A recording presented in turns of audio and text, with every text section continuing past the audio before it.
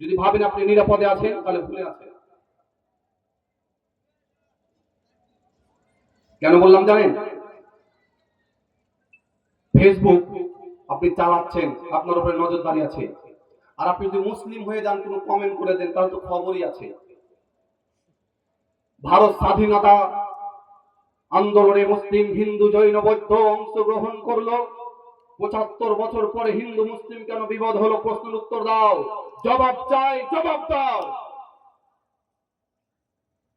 ভারত স্বাধীনতার পরে কেন্দ্রীয় শিক্ষামন্ত্রী যিনি হলেন মৌলানা আবুল কালাম আজাদ, যেই মৌলানাকে শিক্ষামন্ত্রীর পদে আসীন করা হলো, তাকে পদস্থ করা হলো, তাকে সেই পদে বসানো হলো, যেটা সবচেয়ে দামি পদ, তার নাম হলো শিক্ষা ব্যবস্থা পদ।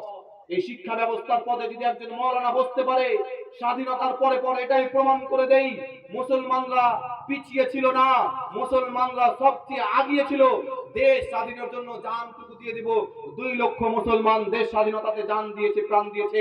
1 কোটি মুসলমান, ইতিহাস জেনে রাখেন, 1 কোটি মুসলমান ফাঁসির কাস্টে ঝুলেছে এবং 2 কোটি মুসলমান জেল খেটেছে। সেই তদানীন্তন পাকিস্তান, ভারত, বাংলাদেশ এক দেশ ছিল।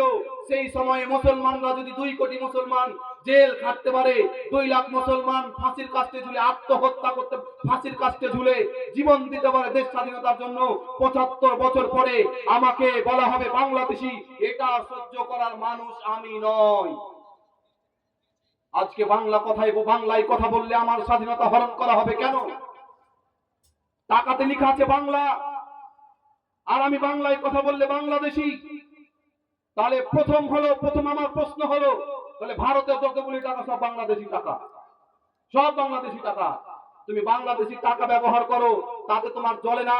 বাংলাদেশী টাকা রাস্তায় আসলে, রাস্তার জন্য বরাদ্দ হলে তুমি মারতে তোমার লজ্জা হয় না। আর আমি বাংলায় কথা বললে বাংলাদেশী। চুলকাই কেন এত? হে, মানদার কাঠ পাওয়া যায় না?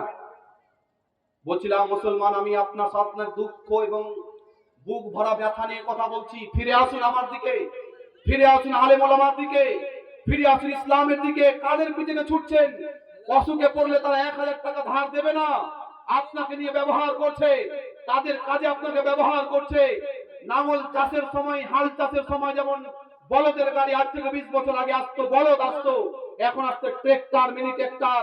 আপনি তাদের কাছে মিনি ট্রেক্টর, যতক্ষণ প্রয়োজন ততক্ষণ আপনি তার কাছে থাকবেন, তার প্রয়োজন সেটা আপনাকে চিনবে না। কিন্তু ইসলাম আপনার দুঃখে আছে, সুখে আছে, কষ্টে আছে, শান্তিতে আছে। আমি আপনাকে সবার সামনেও চিনবো আমি, কারণ আপনি মুসলিম, আমি মুসলিম।